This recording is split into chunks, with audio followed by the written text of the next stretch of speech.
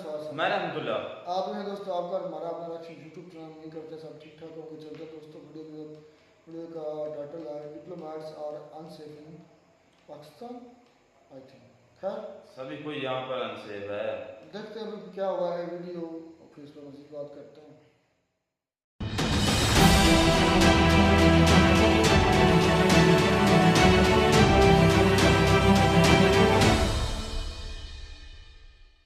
इस वीडियो में बताई गई सारी जानकारी पब्लिक प्लेटफॉर्म पर उपलब्ध है। इसमें ऐसी कोई जानकारी नहीं दी गई है जिससे हमारे सुरक्षा बलों की गोपनीयता भंग होती है। डिफेंस डिटेक्टिव सेना का सम्मान करता है और उन्हीं जानकारियों के आधार पर काम करता है जो सार्वजनिक रूप से मौजूद।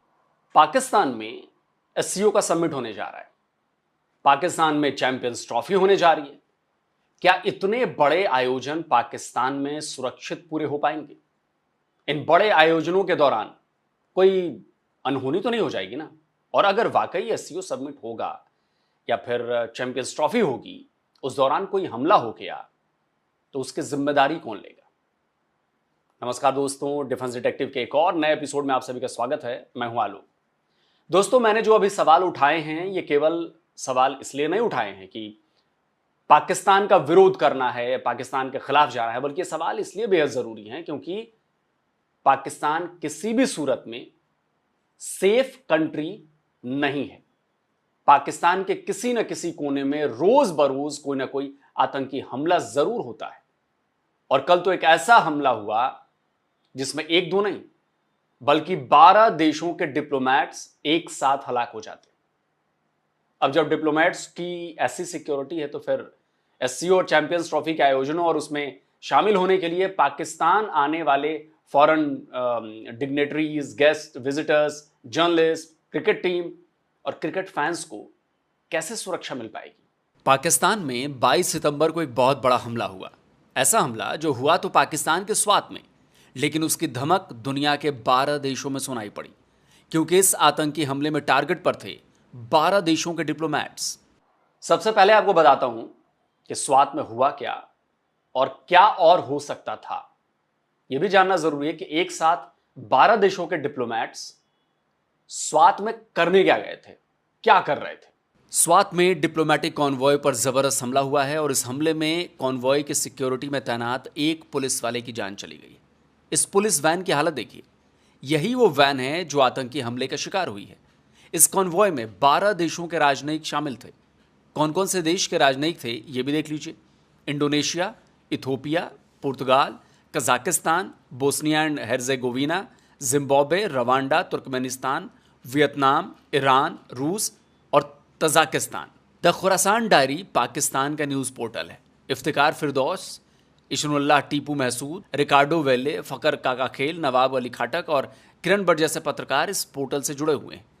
तो खुरासान डायरी ने ट्वीट कर यह दावा किया है कि डिप्लोमैट्स की संख्या 12 नहीं बल्कि 24 थी। अब इस सवाल का जवाब देता हूं कि ये सभी डिप्लोमैट्स स्वात क्या करने गए थे, क्यों गए थे। इस तस्वीर को देखिए, इसमें सामने लगे बैनर में आपको इन्हीं देशों के झंडे और नाम नजर आ जाएंगे।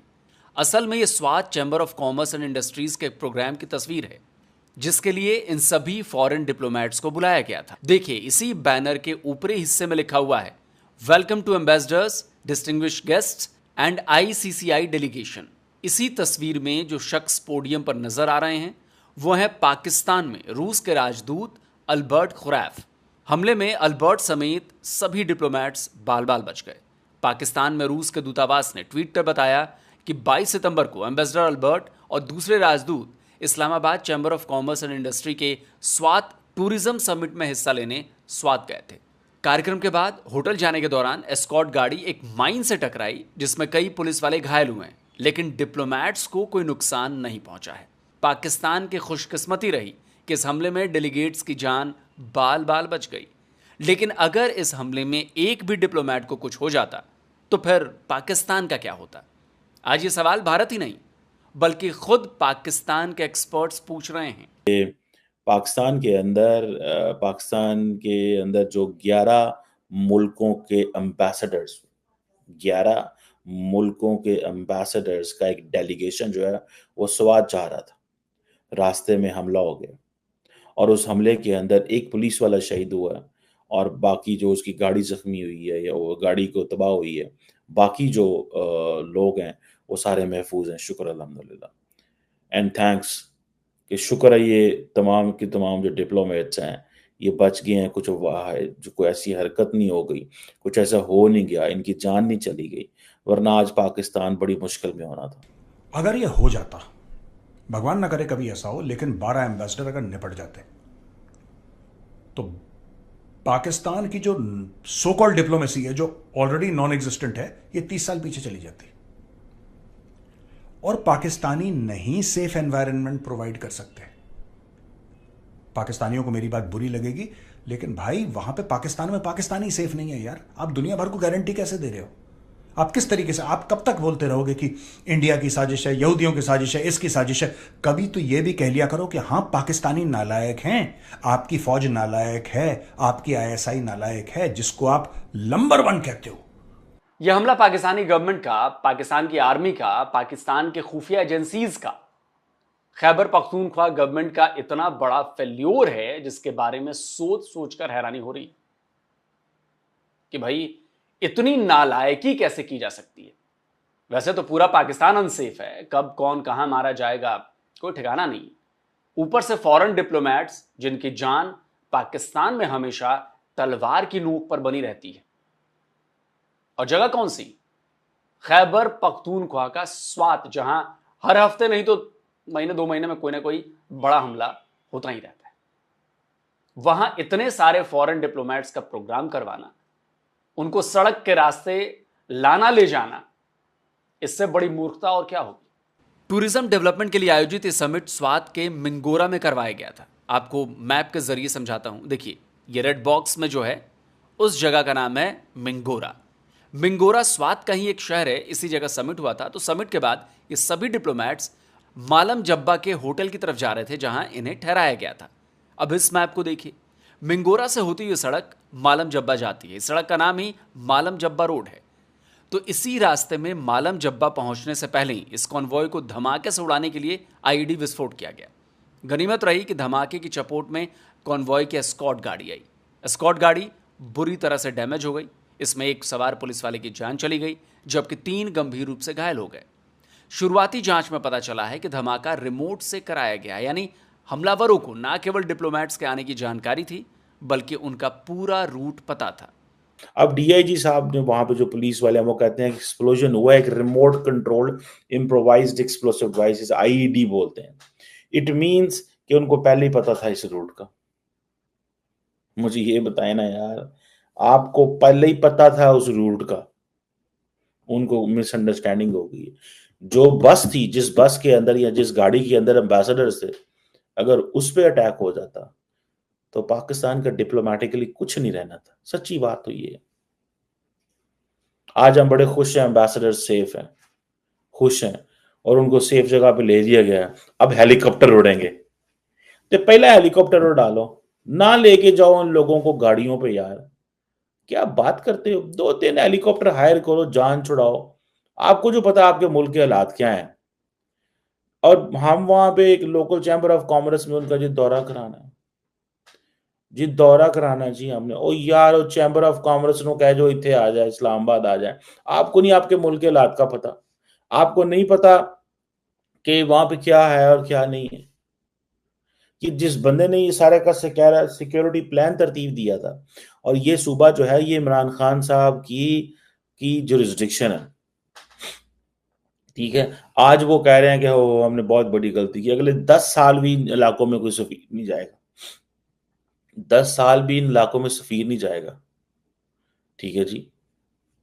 अब वो जी हम इस बात पे खुश हैं जी, हमारी लॉ इन्फोर्समेंट अथॉरिटीज ने बहुत काम किया, और काम उन्होंने पाए नहीं किया, काम मिस्टेक उनसे हो गई जी। वो जिस बंदे ने बटन दबाना से, वो उसने पुलिस वाली गाड़ी पे दबा दिया है, दबाना था उसने डिप्लोमेट्स पे।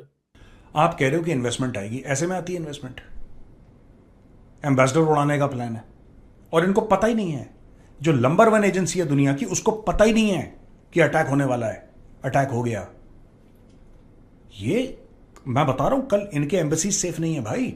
अब आप सोचिए कि मैं ये क्यों कह रहा हूं कि ये पाकिस्तान का एक बहुत बड़ा सिक्योरिटी फेल्योर है। इतना ही नहीं, हैरानी भी होती है कि खैबर पख्तूनख्वा जहां आए दिन टेरर अटैक्स हो रहे हैं, वहां इतने सारे डिप्लोमेट्स को इतनी लापरवाही से कैसे ले जाया जा रहा था।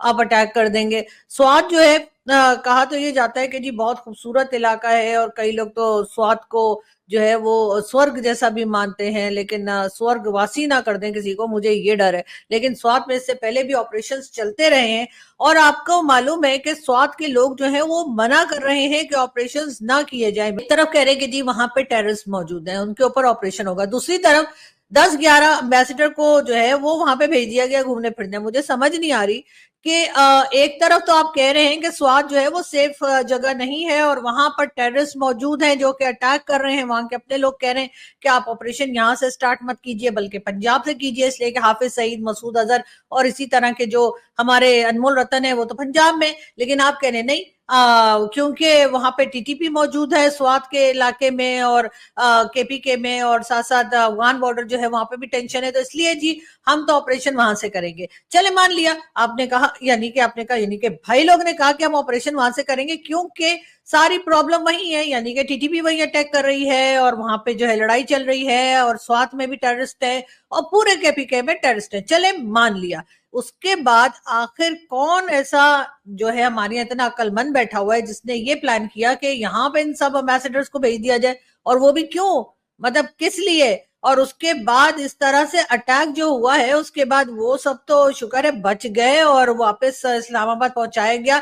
अब वो 3-4 दिन अपनी एम्बेसी से बाहर नहीं निकलेंगे, लेकिन जिन्होंने उनको वहां भेजा क्या उनसे कोई पूछेगा कि भैया तुमने वहां का प्लान बनाया ही क्यों, जब तुम अपने मुंह से रोज कहते हो कि वहां पे मारकाट हो रही है। अब दोस्तों एक और चीज, Pakistan institute for piece studies, पिप्स कहते हैं इसका नाम है, इसने बोला है कि जी 59 अटैक्स हुए हैं इस महीने, 59 टेरर अटैक्स, उसमें से 29 हुए हैं खैबर पख्तूनख्वा में। इसमें 25 जाने गई हैं और इसमें तहरीक तालिबान पाकिस्तान, गुल बहादुर ग्रुप, लश्कर इस्लाम, इस्लामिक स्टेट खोरासान और कुछ लोकल तालिबानी ग्रुप्स ने ये अटैक पाकिस्तानी, ये सिर्फ एक महीने में, only in 1 month 59 terror attacks हुए हैं खैबर पख्तूनख्वा के अंदर, मतलब पूरे पाकिस्तान में, जिसमें 29 खैबर पख्तूनख्वा में हुए। देखिए है ना गजब की बात भाई, कोई जानबूझकर 12 देशों के डिप्लोमेट्स को मौत के मुंह में क्यों धकेलेगा? लेकिन ये तो पाकिस्तान है और पाकिस्तान कुछ भी कर सकता है। अब जरा सोचिए कि जिस वक्त स्वात में टूरिज्म डेवलप कराने के लिए, फॉरेन टूरिस्ट को अट्रैक्ट करने के लिए ये सारा ड्रामा किया गया, क्या इस हमले के बाद कोई भी विदेशी टूरिस्ट स्वात जाने की हिम्मत करेगा? क्या ये 12 देश अपने नागरिकों को स्वात जाने के लिए ट्रेवल एडवाइजरी में ग्रीन सिग्नल दिखाएंगे? जिस स्वात में 12 देशों के डिप्लोमेट्स पर इतना बड़ा हमला हो गया, वहां अगर फॉरेन टूरिस्ट जाएंगे तो उनका क्या होगा, इस बात का आसानी से अंदाजा लगाया जा सकता है। इस हमले के बाद प्रधानमंत्री शहबाज शरीफ, राष्ट्रपति जरदारी और दूसरे नेताओं ने अफसोस जताकर हमलावरों के खिलाफ कड़ी कार्रवाई करने की पुरानी डफली बजाकर अपनी जिम्मेदारी जो है वो निभा ली। लेकिन क्या इस डफली से पाकिस्तान की बात बनने वाली है? क्या पाकिस्तान पर दुनिया भरोसा कर पाएगी? सबसे गजब बात कि पाकिस्तानी तालिबान यानी टीटीपी ने भी इस हमले में अपना हाथ होने से इनकार कर दिया है। केपीके में ज्यादातर हमलों का ठीकरा पाकिस्तान टीटीपी पर फोड़ता रहा है, लेकिन अब जबकि टीटीपी ने भी इस हमले से पल्ला झाड़ लिया है तो पाकिस्तान अब नया मुल्ला खोजने में लग गया है जिसके नाम पर इस हमले का दोष मढ़ दिया जाए, टोपी ट्रांसफर कर दी जाए। इसी वजह से आरोप ये भी लग रहे हैं कि कहीं यह हमला पाकिस्तानी सरकार और पाकिस्तानी आर्मी का स्पॉन्सर्ड तो नहीं था कि जी वहां पे ऑपरेशन चल रहे हैं स्वात में, इसलिए कि स्वात के हालात खराब हैं और आपने बैठकर और 10-11 एम्बेसडर ठीक स्वात में भेज दिए। किस लिए, मतलब क्या साबित करना चाह रहे थे? ये क्या डराया जा रहा था या वो इत्तेफाकन बच गए? इन लोगों को सोचना भी चाहिए, एम्बेसडर्स को भी सोचना चाहिए। मगर बात सर ये कि रशिया के साथ हमने अभी रिसेंटली भी जो रशिया से उनके लोग आए थे उनके साथ मिलकर हमने एमओयू साइन किए हैं और उसकी फोटोज भी आपको सोशल मीडिया पे मिल जाएंगी अगर आपने ढूंढने की हिम्मत की आप लोगों ने। लेकिन बात सारी ये, ईरान हो गया, ठीक है, ईरान के साथ पाइपलाइन जो है उसका कुछ ना कुछ जो है वो हमारा प्रॉब्लम चल रहा है, लेकिन बाकी कंट्री में अथोपिया वाला सब में क्या ले लेना है? मतलब आद होती है नहीं, अथोपिया से हम कुछ नहीं ले रहे, मेरा नहीं ख्याल कि हम अथोपिया से कुछ मांगने के लिए जा रहे हैं, लेकिन बाकी कंट्रीज के साथ भी हमारा कोई इस तरह की कोई चीज नहीं डील के जिसमें कि हमने कुछ मांगा। हाँ, अगर कोई चाइना के होते, जापान के होते, अमेरिका से कोई आ गया होता या कोई और ऐसी कंट्री ना जिससे हम उधार उधार लेते रहते हैं, जैसे गल्फ कंट्रीज अभी भी हैया हैया वाले कोई आ गए होते, सऊदी अरब से कोई आ गया होता, यूएई से कोई आ गया होता, या ऐसे कोई जहां पे हम भीख मांगने भी जाते हैं, तब तो मेरी समझ में आता है कि उनको कहा कि आओ जरा सैर कराएं, और फिर लंबी सैर को भेजने की कोशिश करते हैं। लेकिन इन लोगों ने बेचारों ने तो कुछ किया ही नहीं, मतलब ना इन्होंने हमें कुछ दिया है ना कुछ लिया है, ये तो वैसे ही आ गए। तो इनको किस लिए ले गए थे? या तो फिर ये वार्निंग है उन लोगों के लिए जिनसे हम पैसा लेते हैं और फिर वो आ जाते हैं पैसा मांगने। पहली बात तो ये कि एक बात लोग समझ ले, अगर आपने पैसा दे दिया है, चाहे वो पाकिस्तान में पाकिस्तानी को दिया हो, चाहे आपने किसी बाहर की कंट्री से बैठ के पाकिस्तान को दिया हो, उसको वापस मांगने की गलती मत करें। इसलिए कि हम लोगों को बहुत बुरा लगता है, इतना बुरा लगता है कि मैं आपको क्या बताऊं। दोस्तों, पाकिस्तान का कोई इलाका सेफ नहीं है, क्या केपीके और क्या पंजाब, हर जगह आतंकवादियों के निशाने पर है। और हो भी क्यों ना, पूरा पाकिस्तान ही आतंकवाद का गढ़ है। पाकिस्तान में आतंकवाद को न केवल पनाह दी गई है, बल्कि उसे पाला गया है, उसे पोसा गया है, उसे बढ़ाया गया है। अब सोचिए कि ऐसे पाकिस्तान में जहां कब कौन सी कार फट जाए, कब कौन सा राह चलता आदमी ऑटोमेटिक गन से फायर करने लगे और कौन सा बारूद से भरा ट्रक जाकर 2008 की तरह इस्लामाबाद के मैरियट होटल से टकरा जाए, क्या पता।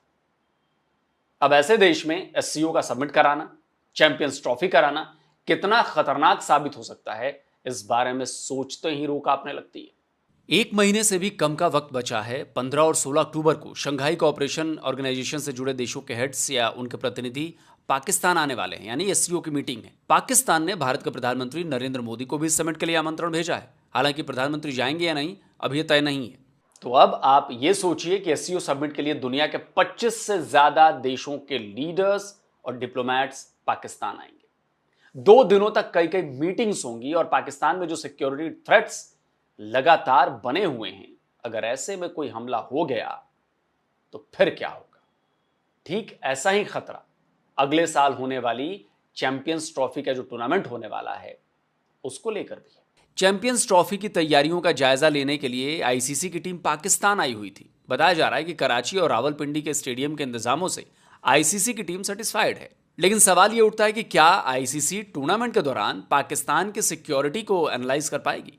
क्या वो सुरक्षा इंतजामों की भी निगरानी करेगी? दुनिया की सारी दिग्गज क्रिकेट टीम पाकिस्तान आने वाली है और अभी तक की खबरों के हिसाब से 3 शहरों में ये मैच होंगे। तो क्या मैच के दौरान स्टेडियम से लेकर खिलाड़ियों के ठहरने वाले होटल्स में, उन रास्तों पर जहां से ये खिलाड़ी गुजरेंगे, क्या पाकिस्तान सिक्योरिटी दे पाएगा? यहां ये नहीं भूलना चाहिए कि ये वही पाकिस्तान है जहां साल 2009 में श्रीलंका की क्रिकेट टीम पर रॉकेट लॉन्चर, ग्रेनेड्स और ऑटोमेटिक राइफल से हमला कर दिया गया था और इस हमले में 7 लोगों की जान चली गई थी। श्रीलंकाई टीम के भी कई खिलाड़ी घायल हुए थे। गनीमत यह रही कि उनमें से किसी की जान नहीं गई। तब पाकिस्तान आर्मी के हेलीकॉप्टर से सभी खिलाड़ियों को लाहौर के स्टेडियम से एयरलिफ्ट किया गया था। और आज तो पाकिस्तान की हालत और ज़्यादा खराब हो चुकी है। रोज़ाना आतंकवादी हमलों में सिक्योरिटी पर्सनल्स अपनी जान गंवा रहे हैं और अब तो हमले सीधे सीधे फॉरेन डेलीगेट्स और एम्बेसडर्स पर हो रहे हैं। तो ऐसे में क्रिकेटर्स पाकिस्तान में कैसे सेफ रहेंगे? क्यों नहीं आ रहा विराट कोहली? उसको आना चाहिए पाकिस्तान। रोहित शर्मा को आना चाहिए। उसको बावले भेड़िया ने काटा है, वो पाकिस्तान आएगा, उसकी जान चली जाएगी। भाई तुम अपने एम्बेसडर्स को प्रोटेक्ट नहीं कर पा रहे, तुम अपने बंदों को प्रोटेक्ट नहीं कर पा रहे। वहां पे इनकी जान जा सकती थी, क्योंकि आइडिया वही था। जिस भी टेररिस्ट ने ये काम करा है, अंजाम लाया है ये हरकत, उस टेररिस्ट ने एम पुलिस वालों को मारने का नहीं करा होगा। जाहिर सी बात है, इट्स वेरी क्लियर। उसका क्या एम था कि मैं इन 12 एम्बेसडर्स को मार लूं, इनकी जान ले लूंगा, 12 एम्बेसडर्स की। एक तो बात उसको रूट पता थी, दूसरी चीज उसको समय पता था, उसको हर चीज पता थी कि यहां पे एम्बेसडर आ रहे हैं, इस रूट से जाएंगे, and the attempt was to kill them. अब वो फेल हो गया। चैंपियन ट्रॉफी भी करवानी है, वर्ल्ड कप भी करवाना है। ख्वाब बहुत बड़े बड़े हैं इनके, ख्वाब बहुत बड़े बड़े हैं पाकिस्तानियों के। असल में पाकिस्तान अपनी करतूतों की वजह से बहुत बुरे दौर से गुजर रहा है। पाकिस्तान किसी भी तरह से स्थिर नहीं है। भले ही इलेक्शन के बाद शहबाज शरीफ ने गवर्नमेंट तो बना ली है, लेकिन वहां जबरदस्त पॉलिटिकल अनरेस्ट की स्थिति बनी हुई है। सेना के सामने सरकार घुटनों पर बैठी हुई है। पीटीआई ने इमरान खान को छोड़ने के लिए 15 दिनों का अल्टीमेटम दिया हुआ है। आर्थिक नजरिए से देखें तो पाकिस्तान कंगाली के दौर से गुजर रहा है। अगर आईएमएफ फंड ना दे तो पाकिस्तान का एक भी दिन सरवाइव करना मुश्किल हो जाएगा। महंगाई चरम पर है और लोगों का गुस्सा आसमान पर। इधर केपीके में टीटीपी और दूसरे आतंकी संगठन लगातार हमले कर रहे हैं। बलूचिस्तान में बलोच प्रदर्शनकारी आंदोलन पर हैं। साथ साथ बलूचिस्तान की आज़ादी के लिए लड़ने वाले जो फ्रीडम फाइटर्स हैं वहां पर, वो भी लगातार हमले कर रहे हैं। पाकिस्तान में सिक्योरिटी की हालत बहुत बुरी हो चुकी है। ऐसे में पाकिस्तान किसी भी बड़े इवेंट के लिए लाख दावे करे, लेकिन हकीकत यही है इन इवेंट्स पर हमेशा हमले का साया मंडराता रहेगा और पाकिस्तान जब हमला हो जाएगा उसके बाद कुछ नहीं कर पाएगा। तो दोस्तों, आज का ये वीडियो आपको कैसा लगा और क्या चैंपियंस ट्रॉफी पाकिस्तान में करानी चाहिए, हाँ या ना, कमेंट में जवाब जरूर दें और इस वीडियो को ज्यादा से ज्यादा लाइक करें, शेयर करें, फैलाएं, वहां तक आवाज पहुंचे कि भाई चैंपियंस ट्रॉफी पाकिस्तान में कराना सेफ नहीं है। इसके लिए हमें एकजुट होना होगा, एकजुट होकर हमें इसके लिए आवाज उठानी होगी कि आईसीसी तक बात पहुंचे। तो हर तरफ से प्रेशर डालना पड़ेगा कि भैया चैंपियंस ट्रॉफी पाकिस्तान में मत कराओ। यह हालत है कि अपने डिप्लोमेट्स को भी सेफ नहीं कर पा रहे हैं, उन पर अटैक हो जाता है। क्या होगा इतनी बड़ी भीड़ में? और साथ में जिन दोस्तों ने अभी तक डिफेंस डिटेक्टिव को सब्सक्राइब नहीं किया, तो भाई आपसे आग्रह है, अनुरोध है, चैनल को सब्सक्राइब करिए और ज्यादा से ज्यादा इसको शेयर भी करिए। साथ में बेल आइकन जरूर दबाइए जिससे आने वाले हर वीडियो की जानकारी आप तक फौरन पहुंच सके। जल्दी मिलता हूं एक और नए वीडियो के साथ। तो ये दोस्तों वीडियो होगी खत्म। हम चैंपियन ट्रॉफी कराना चले हैं, हम ऐसी मीटिंग कराना चले हैं। असल भाई नहीं आज हमारे साथ, आज उसको मैं दुर्गत बना देनी थी। अच्छा, जब मैं कहता था ना कि पाकिस्तान अनसेफ है, पाकिस्तान अनसेफ है, पाकिस्तान अनसेफ है, किसी भी वक्त कुछ भी यहाँ हो सकता है, कहीं भी धमाका हो सकता है, किसी पर भी हो सकता है, कोहली पर हो सकता है, रोहित शर्मा पर हो सकता है, अगर वो आते हैं तो ये सोचो कि बात किस तरफ जा रही है। तो मैं सही कह रहा हूँ। खुद दिमाग लगाकर सोचो किस तरफ जा रही है मैं तो बताऊंगी। बताओ ना, मेरे नहीं दिमाग में आप अपनी बात क्लियर कर मेरी होगी बात कि हम चिल्लाते हैं। हमारे यहाँ स्वाद कॉमर्स एंड इंडस्ट्रीज की एक कॉन्फ्रेंस हो रही है, उसके अंदर रशिया, यूनाइटेड कंट्री की, इंडोनेशिया, इस तरह के डिप्लोमेट्स हैं, मुख्तलिफ कंट्रीज डिप्लोमेट्स हैं, उन पर हमला हो जाता है। बाल बचे हैं, वो एक सिक्योरिटी, एक दो जख्मी हुए, मारा गया। सोचो खुदा न खास्ता कि कोई डिप्लोमेट मारा जाता तो फिर हमारा क्या होता? हमारा तो मुंह काला हो जाता पूरी दुनिया। अब नहीं काला हुआ, अब कहने के होने से कुछ थोड़ा सा बच गया। अब कालक जो है वो मुंह पर नहीं लगी, थोड़ी सी दूर ही आके वापस हट गई। तो मैं ये हमारे लिए कहने के बहुत ज्यादा हमारे वीक पॉइंट है, सिक्योरिटी हमारी जो है ना टाइट होनी चाहिए। अच्छा, अब मैं आपसे क्वेश्चन ये करता हूँ कि क्रिकेट जो है टीम को आने के लिए सभी कंट्री, मतलब कोई इसने बात नहीं की कि हम आएंगे या नहीं, लेकिन इंडिया की तरफ से ये अफवाह जो है वो फैलाई जा रही है कि इंडियन टीम नहीं आएगी। सिर्फ इंडिया टीम ने ये कहा था ना, टीम ने सॉरी नहीं कहा, मतलब वहां से ये ज्यादा खबर आ रही थी मुख्तलिफ चैनल के जरिए, मेन स्ट्रीम मीडिया के जरिए, सोशल मीडिया के जरिए। मेरे एनालिसिस के मुताबिक ये जो ये काम हुआ है ना, टेरर अटैक डिप्लोमेट्स पर, इसमें अब दो कंट्रियों के हाथ हैं। नंबर 1 पे इंडिया है और नंबर 2 पे अफगानिस्तान है। अफगानिस्तान भी जो है वो जो कुत्ते की पूंछ है वो अब जो है ना सीधी नहीं हो, जो इंडिया काम करता है अब वो ये अफगानिस्तान जो है वो कुछ उसकी तरह ही कर रहा है, यानी कि सेम अब उसको कॉपी करने लग गया है इंडिया को अफगानिस्तान। इंडिया ने मतलब उनकी तरफ से सुनने में आई कि वो नहीं आ रहे, इधर से अफगानिस्तान से भी यही बातें सुनने को चैनल्स के जरिए, यूट्यूब पे, मतलब सोशल मीडिया पर ये बातें सुनाई देने लग गई कि जो अफगानिस्तान की क्रिकेट टीम है वो भी नहीं आएगी। रीजन क्या है कि ये टेररिस्ट यहाँ पर अटैक होते हैं। ये क्या एक मिनट नहीं, ये क्या सही है, ठीक है। उनको ये बात करते हुए शर्म नहीं आई, उन्होंने अपनी कमीज में अपने आप को ये जाकर बात नहीं की कि हम टेररिस्ट अटैक की बात कर रहे हैं। हम जहाँ से टेररिज्म पूरी दुनिया में फैलता है, जहाँ पर पैदा होता है टेररिस्ट पैदा होते हैं, टेररिज्म फैलता है, इंडिया के, तो उन पे कोई शर्म नहीं आई यार। मुझे तो हंसी अंदर आ रही है कि यार उन्होंने कैसे, चले इंडिया का तो एक तरफ कुछ मानने में आ जाता है, लेकिन दूसरे इंडिया की बात कर अपना सॉरी अफगानिस्तान की, यार कुछ शर्म भी होती है, उनमें शर्म भी मेरे ख्याल से नहीं, वो खत्म हो जा रही है। अटैक की मैंने ये क्योंकि इंडिया कहता है कि पाकिस्तान अनसेफ है और पाकिस्तान में काफ़ी लोग जो हैं वो मारे गए हैं क्योंकि वो इंडिया के खिलाफ, इंडिया के मुताबिक वो इंडिया के खिलाफ बोलते थे, उनको भी ख़त्म किया गया। और ये वो कौन है वो हम भी जानते कि वो कौन है, वो ऑब्वियसली रहा है, और नहीं तो वो क्योंकि वो थे इंडिया के खिलाफ बोलने वाले, कोई और कंट्री ऐसा नहीं कर सकता। तो ये भी मैं कहता हूँ कि हमारी वीकनेस है, मैं इस बात को भी मानता हूँ कि हमारी ISI कहाँ पर सो रही है। अब ये जो अटैक हुआ है ये अब 2025 जो है वो नज़दीक आ गया। आज के देखने के 25 सितंबर है और 3 मंथ ये रह गए हैं तकरीबन, तो 2025 आ जाएगा। 2025 में जो है वो चैंपियन ट्रॉफी भी होनी है। तो अनसेफ करने के लिए इसमें इंडिया का बहुत बड़ा किरदार है, जो कि आपके सामने आ गया। जिस कंट्री में डिप्लोमेट्स नहीं सेफ, उसमें जो क्रिकेटर हैं वो कैसे सेफ हो गए, ये दुनिया को दिखाना चाहते हैं। ये सारा किया धरा भाई इंडिया और कुछ हाथ अफगानिस्तान का भी है।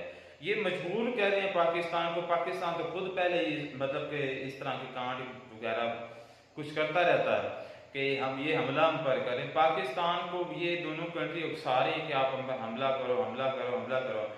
मेरे भाई हमारे पास, मैं मानता हूँ कि हमारी कंट्री के पास जो है वो पैसा रुपया नहीं है, लेकिन एक बात याद में रखना कि जो जितने भी हम बेशरम, हम बेगैरत हमारी आर्मी है, ये भी मैं मानता हूँ, हम भी हैं, इस बात में कोई शक नहीं है, क्योंकि हम अपने हक के लिए नहीं निकलते।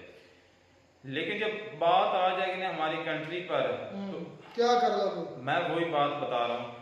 तो जो कुछ भी हो सका वो हम करेंगे। और आखिर में आपको पता है आपके बड़ों ने क्या खाड़ दिया यार, बड़ों ने बड़ा कुछ, ये मैं भी मेरे पास, मैं बताता हूँ, मेरे आज भी इस चैनल पर वर्ल्ड रियल पर वीडियोस है। मैं मानता था कि नहीं यार पाकिस्तान वॉर जीता हुआ है, इंडिया हारा हुआ है। फिर कुछ ऐसा वक्त आया, मैं वीडियोस देखता रहा, काफ़ी मुझे मतलब कि अपनी तरफ मुझे लगा कि ये वाकई सच है। फिर मैंने इस बात को एक्सेप्ट किया कि नहीं यार पाकिस्तान हारा हुआ है, इंडिया जीता हुआ है, पाकिस्तान झूठ बोलता है।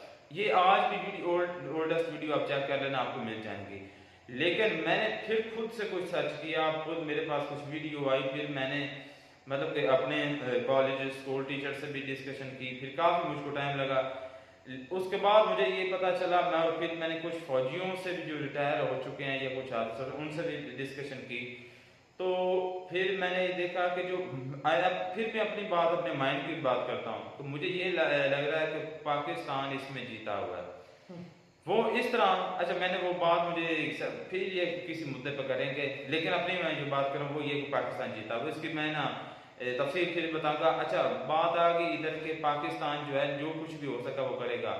एंड पे आ जाएगा आपके पास है, चलो पैसा, हमारे पास पैसा नहीं है, अपनी सेफ्टी के लिए हमारे पास क्या है, एटम बम, जो हम पाकिस्तानी हर बात में यूज करते हैं। और ये ना हो कि इंडिया इतना उकसा दे कि वो हकीकत में आपने एक कहावत सुनी है, मैंने एक सुनी है, कोटेशन वो सुनी, यूज ना हो जाए।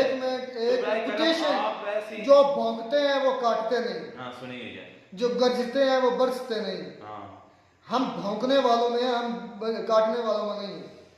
चलें, हमारी उस कुत्तों की मिसाल है हमारी, जो से भौंक सकते हैं, ये सच है। हमारी डोरे हमारे हाथ में नहीं है, हमारी जिंदगी हमारे हाथ में नहीं है, हमारी डोरे, हमारी मार्का हमारी आर्मी के हाथ में है।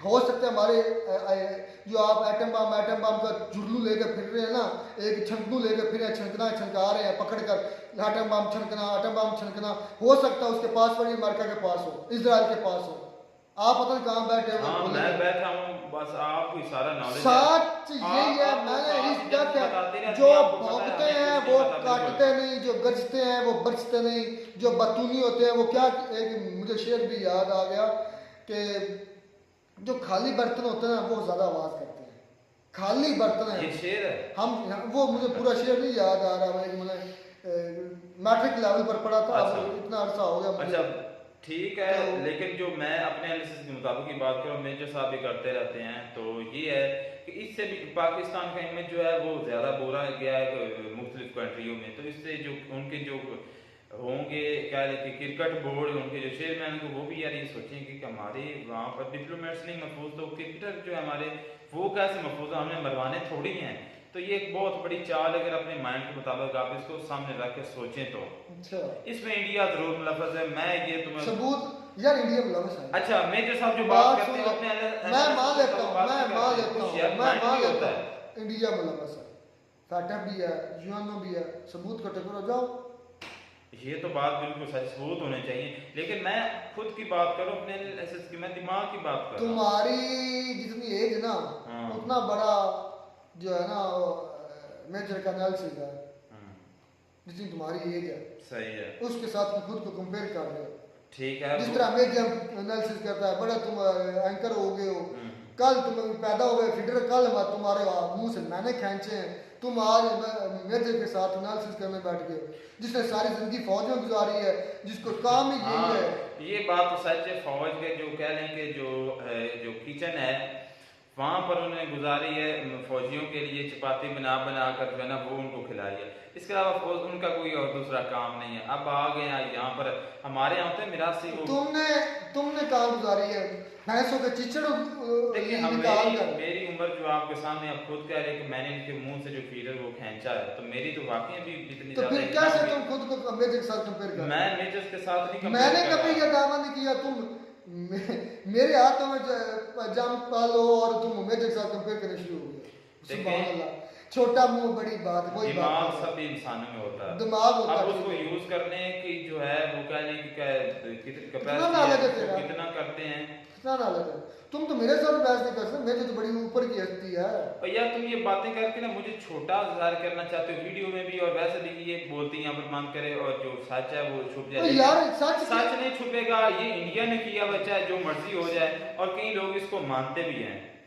चले जी, हो सकता अगर असद होता तो वो तुम्हें कहीं ना कहीं तरीके से प्रूफ भी इकट्ठा करके दिखाता लेकिन वो आज मेरा साथ मैं नहीं आ रहा। शुक्र करो मैं फार्म में नहीं हूँ, मैं फार्म में आ गया तुम्हें पता है, फिर मैं दोनों को नहीं बोलने देता। वो तो खुद कह रहे हो कि बोलने नहीं देता, जब हमारी बोलने की बारी अब वीडियो स्टॉप कर देते हैं, बंद कर देते हैं। ठीक है ना। और आप ऊपर चढ़ाई ज्यादा अपनी तरफ से करने की कोशिश करते। बात तो ये इस तरह है ना, खुद को मुझे भी टाइम किसी दलील के साथ भी तुम ना मुझे किसी लिहाज से भी, अल्लाह का शुक्र है, आप मुझे हरा नहीं सकते कहीं भी, क्योंकि मैं जब भी आपसे फिर प्रूफ असल कहता है ऑफिशियल यार उस बेचारे तो अब जो तुम कह रहे हो ऑफिशियल, वो तू किधर है ऑफिशियल? उस क्या अब जो तुम दावा कर रहे हो वो ऑफिशियल किधर है? किधर है इंडिया ऑफिशियल इन्वॉल्व है इस अटैक में? मैंने ऑफिशियल नहीं कहा, मैंने एक मर्तबा भी ऑफिशियल नहीं कहा। तो मसल की मिसाल है, सिर्फ ऑफिशियल बोलता है।